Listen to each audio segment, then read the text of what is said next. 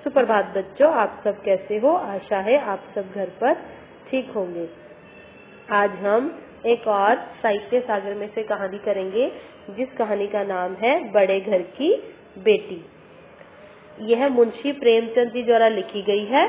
इसमें मुंशी प्रेमचंद जी संयुक्त परिवार के बारे में बता रहे हैं कि एक संयुक्त परिवार किस तरह से एकजुट में बटा रहता है और एक दूसरे की बुराई अच्छाई में सुनता भी है और उसको स्वीकार भी करता है, उसके खिलाफ लड़ाई झगड़ा नहीं करता। तो इसमें मुंशी प्रेमचंद जी एक संयुक्त परिवार के बारे में बता रहे हैं। मुंशी प्रेमचंद हिंदी कथा जगत के सम्राट माने जाते हैं।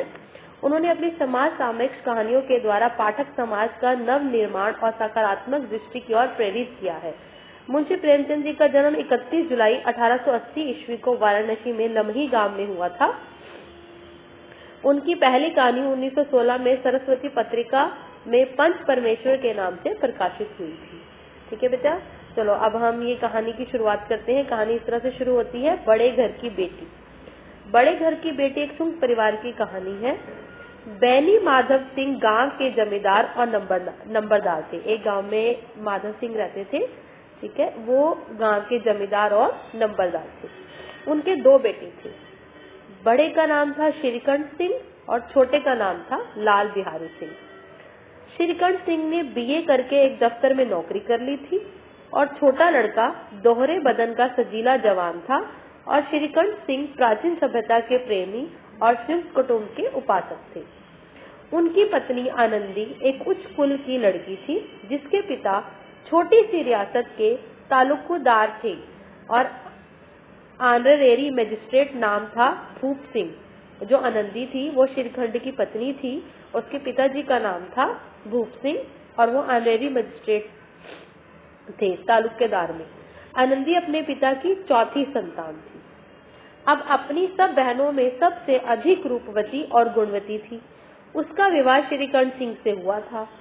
थोड़े ही दिनों में उसने अपने आप को ससुराल की परिस्थितियों के अनुकूल बना लिया था। एक दिन लाल बिहारी सिंह का अपनी भाभी से खाने में घी ना डालने पर विवाद हुआ, यानी कि लड़ाई हुई, जो बढ़ती ही चली गई। लाल बिहारी ने आनंदी के मैके को लेकर व्यंग्य कसा, जिसके उत्तर में आनंदी बोली, वाह, इतना घी तो नित्य नाई कहाँ खा जाते हैं।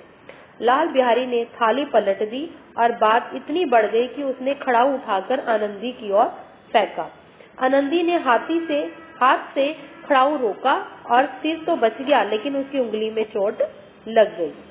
आनंदी खून का घूंट पीकर रह गई। श्रीखंड शनिवार को घर आया करते थे। वो कहीं बाहर जब काम करने जाते थे, वो सिर्फ शनिवार को या इतवार को ही घर आया करते थे। तो उस दिन शनिवार को जब वो घर आए तो आनंदी ने रोते रोते सारी घटना उन्हें कह सुनाई। श्रीखंड की आंखें लाल हो गई। वे लाल बिहारी सिंह को बर्दाश्त नहीं कर पाए। उन्होंने अपने पिता से कहा कि अब उनका निर्वाह इस घर में लाल बिहारी सिंह के साथ नहीं होगा। बैनी माधव सिंह ने बात संभालने की चेष्टा की तथा श्रीकंठ को समझाया, पर श्रीकंठ सिंह कुछ सुनने को तैयार नहीं हुए। वे अपनी जिद पर अड़े रहे। लाल बिहारी सिंह अपने बड़े भाई का बहुत आदर करते थे। भाई के मुख से ऐसी बातें सुनकर उसे बहुत गलानी हुई और कोठरी में जाकर कपड़े पहने और आंखें पोंछी और आनंदी के द्वार पर आकर कहा कि जब भैया मेरा मुंह ही देखना नहीं चाहते तो मैं इस घर से चला जाता हूँ। फिर कभी मुंह ना दिखाऊंगा। मुझसे जो अपराध हुआ है उसे क्षमा करना। आनंदी स्वभाव से बहुत दयालु थी। उसे तनिक भी उम्मीद नहीं थी कि बात इतनी बढ़ जाएगी।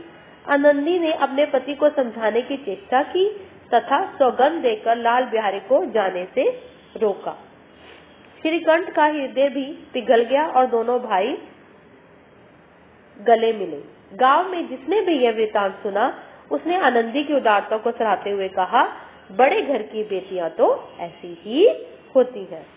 कहानी के माध्यम से प्रेमचंद ने यह स्पष्ट किया है कि परिवार स्नेह एवं सामंजस्य को बनाए रखने में घर की वधुओं की अहम भूमिका होती है। बड़े घर की बेटियां अपने सद्विवेक से बिगड़ती हुई बात को संभाल लेती हैं तथा परिवार को टूटने से बचा लेती है। इस प्रकार मुंशी प्रेमचंद ने इस कहानी के द्वारा एक संयुक्त परिवार के बारे में बताया है। अब आप ये पार्ट थोड़ा सा पढ़ोगे, उसके बाद कल मैं आपको जूम मीटिंग में इसके साथ डिस्कस करूंगी और प्रश्न उत्तर बताऊंगी। धन्यवाद।